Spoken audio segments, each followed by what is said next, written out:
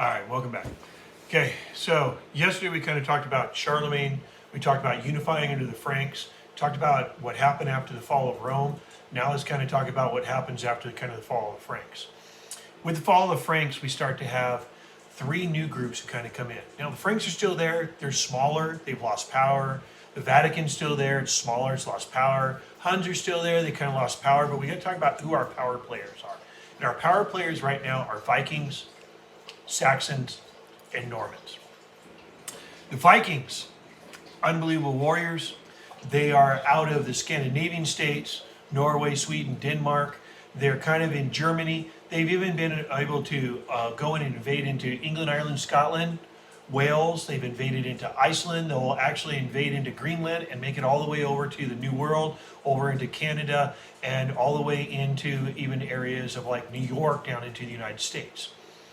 But the problem is because they tried to take so much, they never really settled, they never really unified. So they struggled trying to be unified. But they had small little pockets, small little clans all over the place. Saxons. Saxons are basically a group that holds England. They hold England and they've been really good there. They've tried to modernize and they have a great leader.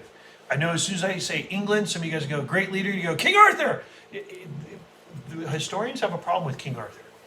We really don't have a lot of connection as whether or not there was a real King Arthur. Okay? However, we do know that there was a King Alfred, Alfred the Great, who we think that it's been translated through the number of years coming down, that Alfred is actually Arthur. Was there a real sword and stone? No, but we know that making of weaponry, making the armies and stuff that Alfred did, Alfred is able to hold England, unify England, and keep the Vikings as far away from England as possible. There'll be little Viking attacks here and there, but Alfred is able to unify England. On the other hand of it, we have the Normans. The Normans, yes, this is where we'll get Normandy Beach. So World War II, 1944, 1945, the attack in Normandy Beach. Okay, the Normans are ruling the northern part of Europe, just above the Franks. As the Franks disappear, the Normans come in. These guys are unifying, and these guys have unbelievable army, but what's even bigger than their army is their cavalry. The use of horses in mainland Europe is amazing, and it makes it so that they can actually go through and connect everything. If we look right here, we can see kind of Viking raids. We see those Viking raids coming across all through here. Yes, even into Constantinople, both by land and also by sea. In addition, as I said on down through here, we even think that Vikings went all the way down in through the St. Lawrence River and made it down into the Great Lakes area. We're seeing a lot more of digging in the dirt to try to find those artifacts of what the Vikings left behind. Because the Vikings were great at sailing, the Vikings were great at warfare. We even had one group of Vikings that were so crazy and so nuts that they were called the Berserkers, which is where we get the term today, berserk, for people going crazy. These berserkers would go out and they would actually go and fight in battle totally stark naked. Okay, they would use basically whale oil or fish oil, okay, that they boiled up, and they'd put a color into it so they could color themselves red, blue, green, all dark black, so that if they ever attacked at night, they'd even take on the battlefield and take like knife and an axe blade and cut across their chest so they were bleeding, and they got themselves all going all strong, like they were just crazy warriors. And yes, that's why we get the term berserker from these guys. These guys were absolutely nuts. They used axes. They used basically maces, like what you see right here. I love this right here. You know, Bjorn, there's something about holding a good, solid mace in your hand. You just look for an excuse to smash something. Those are the things that they do as the guy pops through with blowing a bubble. These warriors were amazing. But what happens is these three groups are going to all come together at one point because someone dies. In 1066, everything goes crazy. What happens is the King of England, his name is King Edward, he dies. Now, most of the time when we say king dies, so what? King dies, their son takes over. Unless they don't have a son, or unless they don't have any children at all. King Edward had no kids. So what happens is each one of these groups makes a claim to try to unify the kingdoms. And as each one of these groups makes a claim to unify the kingdoms, it becomes huge. We have a couple of them. It's going to be really confusing because we have Harold the Viking and we have Harold the Saxon. Harold the Saxon, he's in England. He is the brother-in-law, so he's not even blood related. However, Harold the Viking, he's coming across because of the death of his cousin, so blood related. And we also have William, Duke of Normandy, The Norman, because his cousin was also Edward, King of England. And all three of these guys are going to all fight for power to try to gain control the best they can. Of course, who gets there first? The Vikings. These guys are able to sail their ships. These guys were able to move as quick as they could. They got over there and they get over there and they land.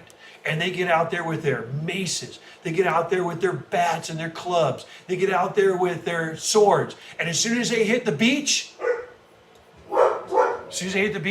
the Saxon army is ready with bows and arrows. They stand back, they line up, and they just fire onto the beach. And as the Vikings come onto the beach, they're just getting slaughtered by arrows by air.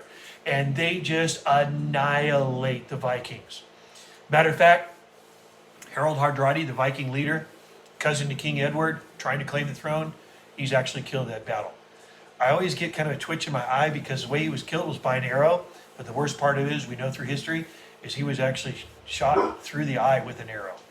Right through the eye. I could not think of a miserable way to go. That would be a very extremely miserable way to go. So the Viking claim is over. The Vikings pull back. It is now held by Harold Godwinson of England, who was the brother-in-law to Edward.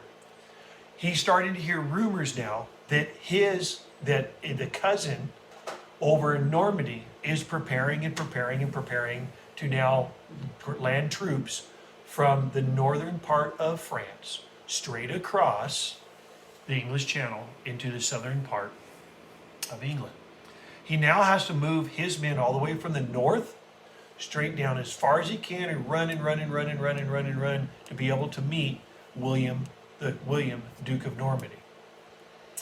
William, Duke of Normandy, his men and also his horses land at a place called Hastings. They land, they march further north, and they meet basically the English army, the Saxon army. As they meet the Saxon army is prepared. They have all their arrows and everything from that. However, William had two things going for him. One is he had a long bow. And with his long bow, these long bows are now 5 and 6 feet long. Doing that, the bow will actually shoot an arrow a further distance. They could stay back, and the Normans can hit the Saxon army with the arrows because of the furthest distance, before the arrows could reach anywhere near the Norman army. In addition to that, he took his archers and he had them fire, and then he moved his cavalry around the outside, and his cavalry came in and attacked. The Saxon army of England did not have a chance. Harold Godwinson will be killed in battle, and William, Duke of Normandy, will win. He'll earn 2 nicknames. His nickname first will be William the Conqueror because of his conquest. His second name will actually be his title. His title will be William the First of England. And William the First of England winning this battle of Hastings became big, but he wanted to thank all of his warriors and all of his soldiers for doing this. One of 2 ways it was handed down from history is this here, which is a Bayeux Tapestry. The Bayeux Tapestry is more than 200 feet long. It is all hand-stitched and all sewn, and it actually shows all of the pieces and parts of the battles you can see here. This is some of the soldiers you can see with their longbows. You can also see actually a horse head that's right in there and some of the other horses in there. You can actually see a bird of prey, which is kind of an example of what we have as far as our medieval knights. William's conquest was amazing. And what William does is William actually is going to establish this system that becomes huge. The system is called the feudal system. William needed to thank all those people who helped him fight, all those people who are 100% loyal to him. And the best way he could do that is by giving them land and title.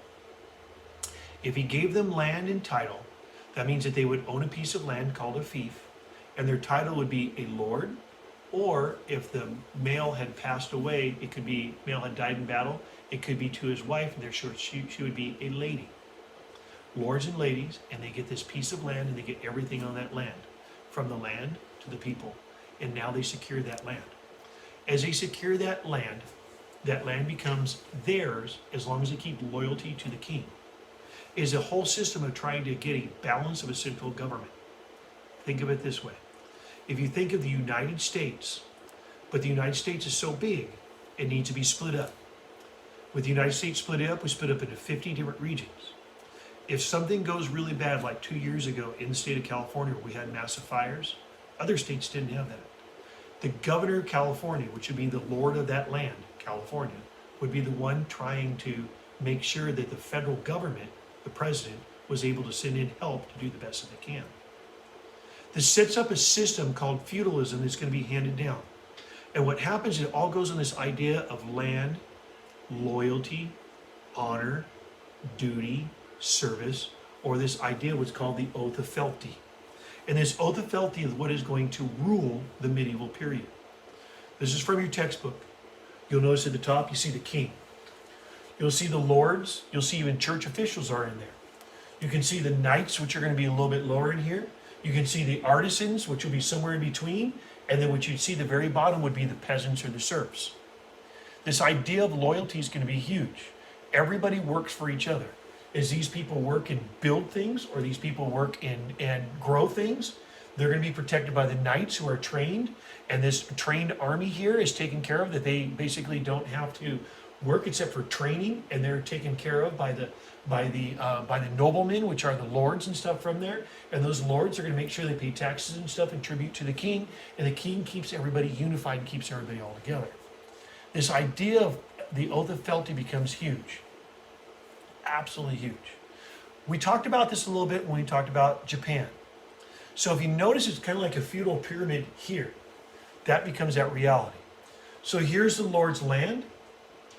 He has here his serfs that live in these peasant areas. He has an area here for the church. And he also has his lands that are on here. But he gives lands to the people here so they can work that land. But first, before they work that land, they have to work land for him to pay tribute to him. This idea of service, loyalty, respect, and everything is great. It works out very, very, very well. Now, here's a comparison between Europe and Japan. Of course, what it's going to do is under William, we're going to build these unbelievable feudal kingdoms, or in other words, these minor kingdoms. We're going to build some of the most amazing castles that you're going to see. That's why I wanted you to go on and take a virtual tour of a castle, that you can kind of take a look at that. Next week, you're going to be assigned to, hopefully, if you can, watch David Macaulay's Castle. It is on YouTube. You can check it out. Okay? As for now, thank you guys. Have a good week. We'll get everything set up for next week. Okay? Jupiter Grades is our key. Make sure you follow Jupiter Grades. Bye, guys.